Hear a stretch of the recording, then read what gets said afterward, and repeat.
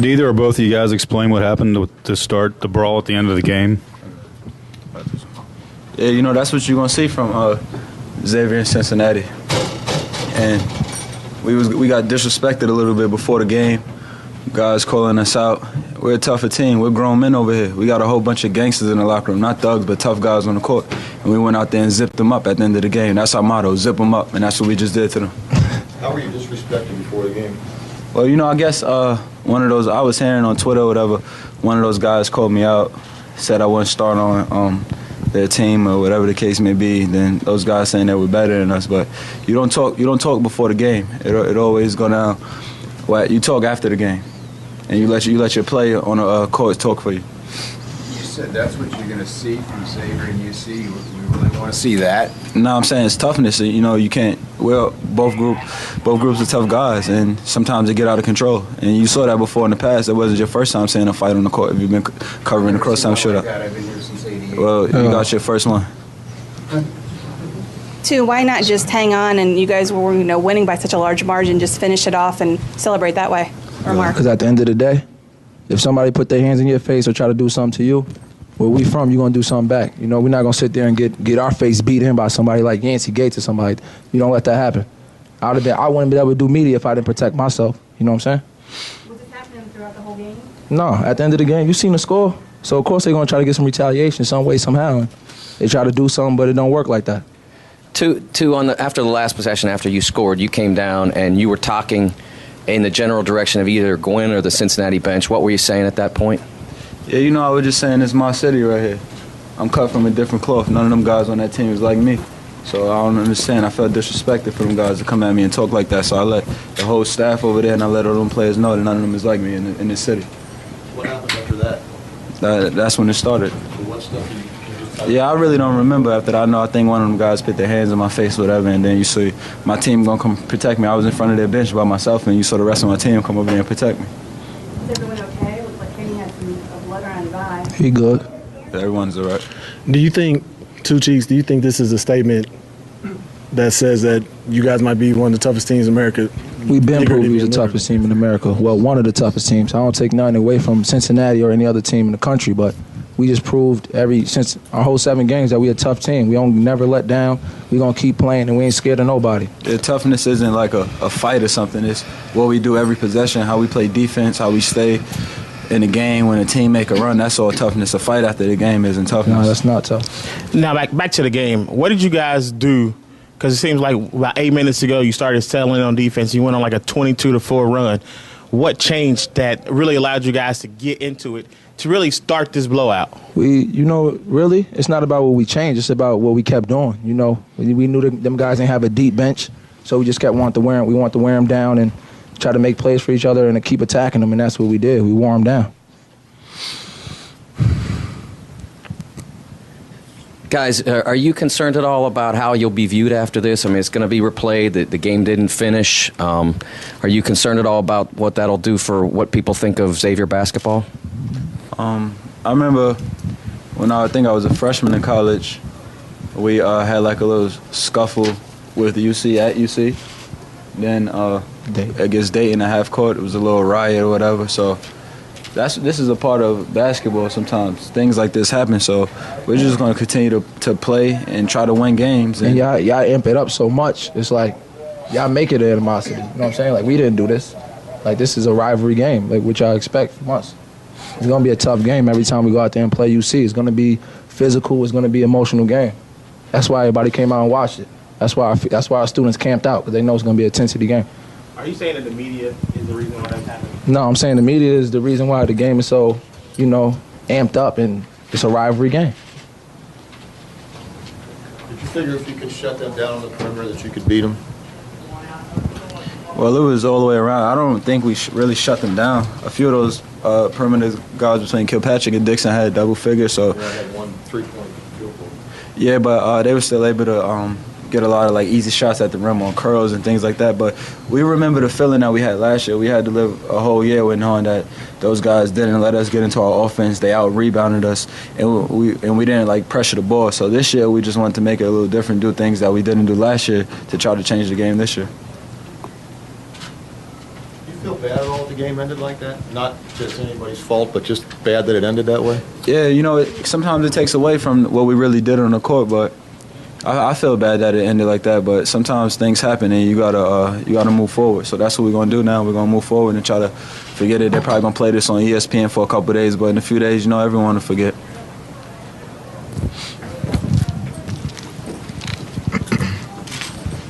Are you all concerned about maybe full-scale suspensions on both sides after the fight?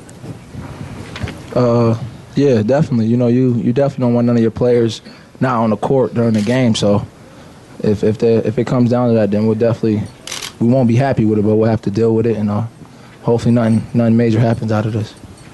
Did this game simply turn on you guys able to start making shots and get to the hole? Because it seemed like early on it was fluctuating. No one made outside shots. I think, Mark, you made one, two, you came down, and now everything opened up offensively.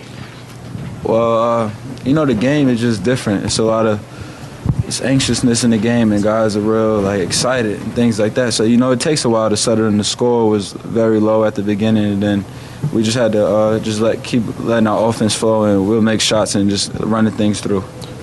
How do you feel about the performance of Dez and Kenny today?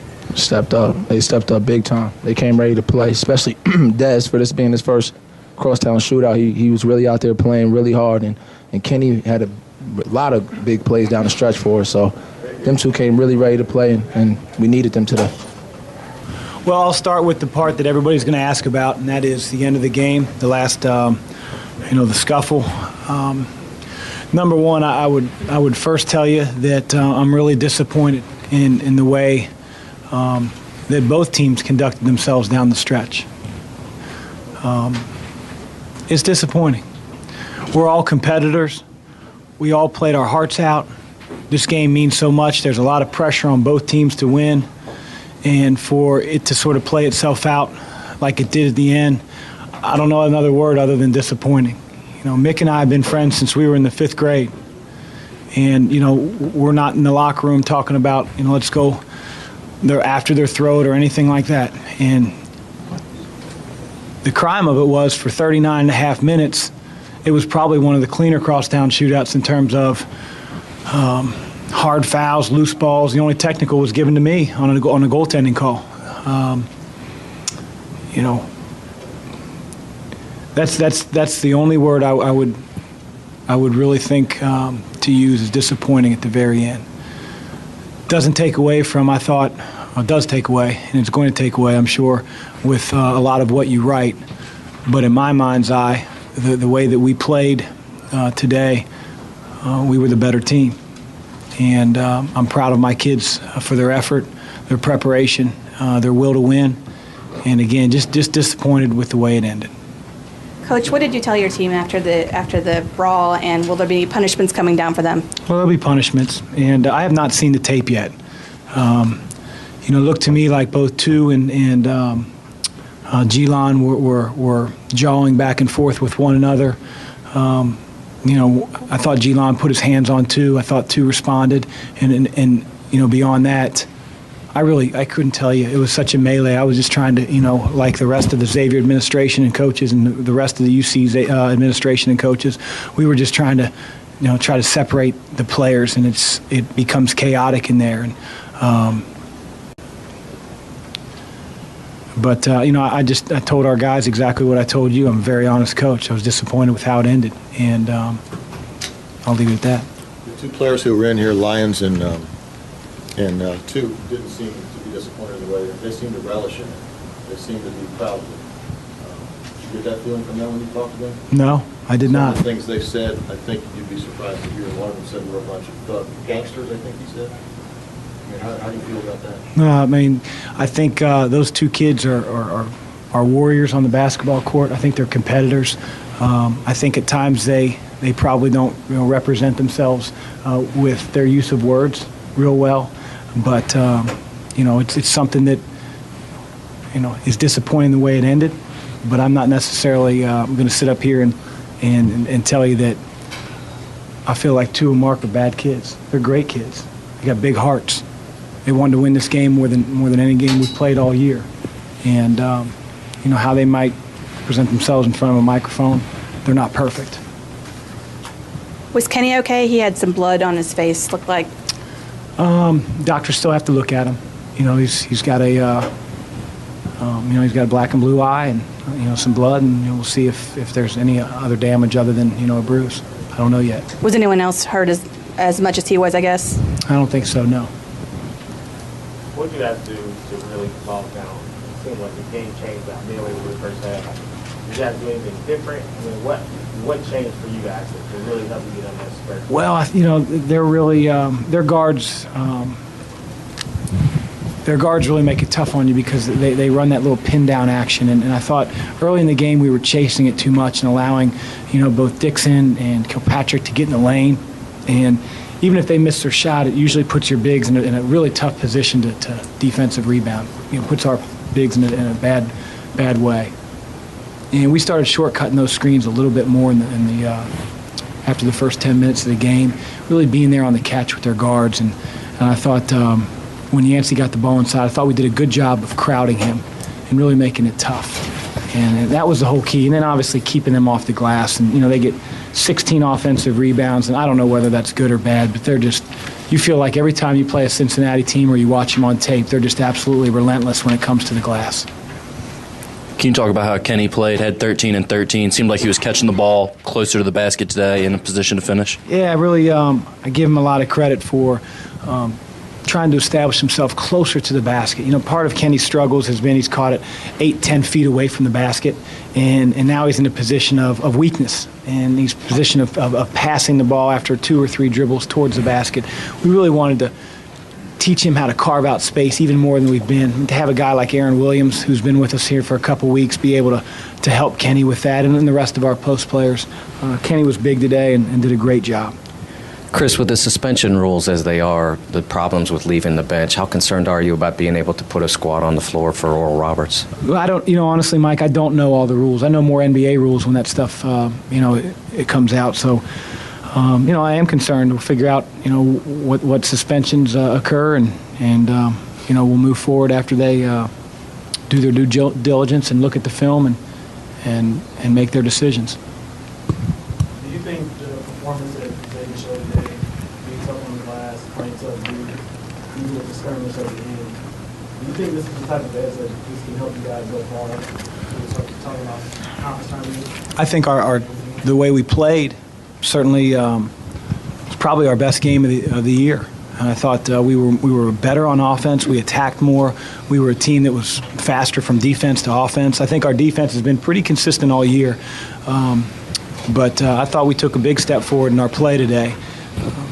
And it was good to see. Chris, do you think this series should be played in the future? Oh, man, it's a tough one. I sure hope so. I really, I'm clouded right now because you can't end games like this. I mean, it's just it's irresponsible by both programs, and I don't know.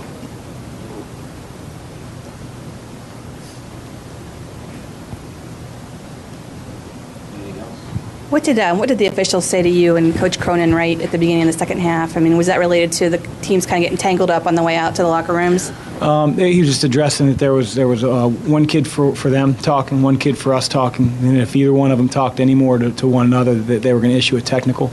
And both Coach Cronin and I handled it, and neither a technical was not given for the rest of the game.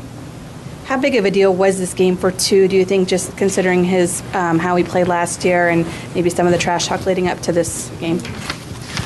It's just a big game for our entire program, as it is for them. It's not for personal redemption. It's for us playing a really good Big East team, a team that we had to beat to continue to be a team that I think has a chance to really make some noise as the season goes along. We just wanted to show steady improvement, be the more aggressive team.